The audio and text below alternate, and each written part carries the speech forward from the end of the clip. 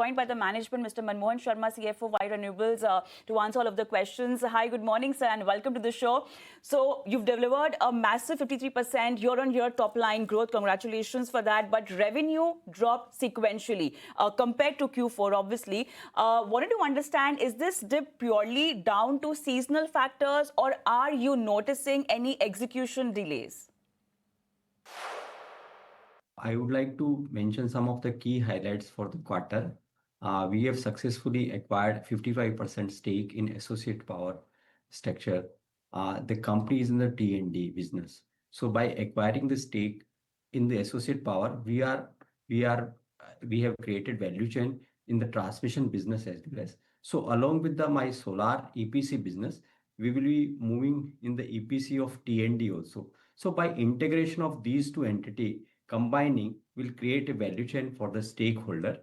And now coming back to your question, that we have grown significantly. We have on a quarter-on-quarter basis, we have improved our margins. But on a quarterly basis, if you see that we have improved 53% our top line, and our EBITDA is also 18.77%. Understood, Mr. Sharma. But with rapid scaling in EPC, how are you holding the line on margins against raw material cost fluctuations?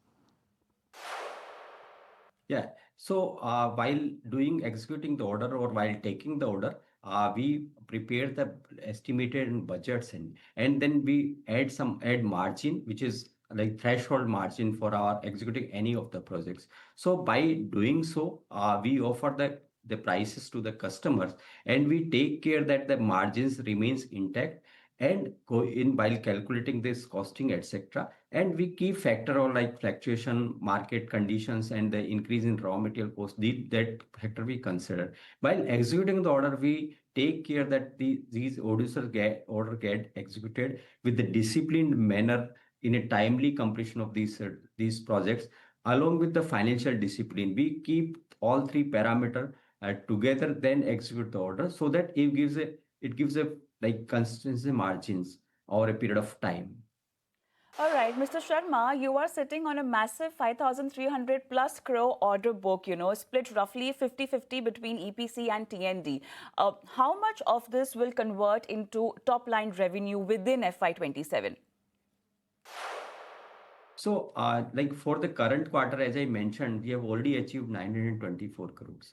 Last year, if you see that EPC business itself has delivered 3,321 crores of revenue. Similarly, for the T&D also, if we go with those numbers, this is around 1,900 to 2,000 crores of the revenue. So combining these two entities for a limited period of 10 to 12 days only, because we acquired stake on the 18 June, completed this acquisitions. So in the coming quarters, you will see that the increment or maybe increment in the revenue and overall mix of our revenue, combining the T&D business and whatever the EPC project which we are executing, along with we have another two set of stream, that is O&M and IPPs within our company. So going forward also, combining the execution of 5,300 crore of order book, which are likely to get executed in the next few quarters. So along with these, the existing order book, what we carry 5,300 crore, plus the order which are likely to receive in the next few quarters, combining all this, we will execute during this financial year. Right, Mr. Sharma, that's that on the order book. But you also recently acquired a 55% stake in Associated Power Structures. Tell us, how quickly will this acquisition start contributing to your bottom line? And are more acquisitions such as these on the horizon for you?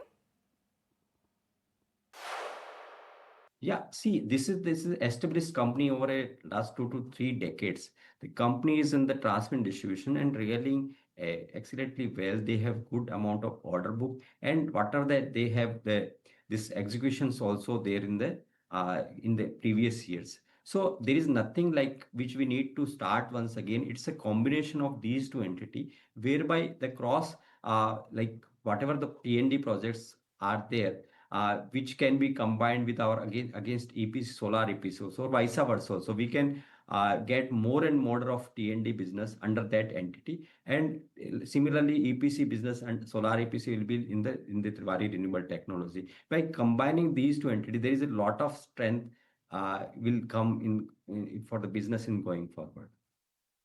Right, if we have to talk more about the EPC opportunities, last time post results management had said that they are evaluating data center EPC opportunities and has received inquiries as well, but no firm orders have been secured yet.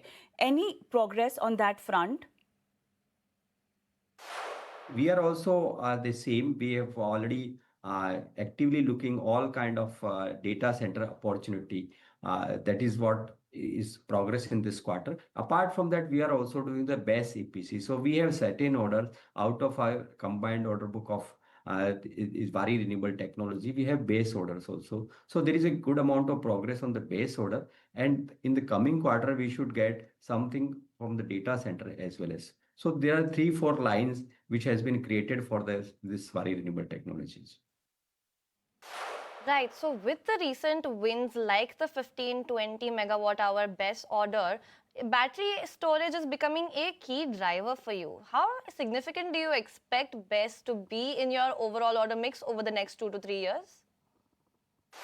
So BESS is a very significant combination of while for the solar or the renewable also, whatever for the grid stability, because in the daytime you can there is a lot of power is get generated and that is to be evacuated in the night. So BESS is the one of the system, but like where you can store the power and evacuate in the night. So going forward, you will see more and more projects, RE projects, which will be combined with the BESS, so that that grid stability will be there.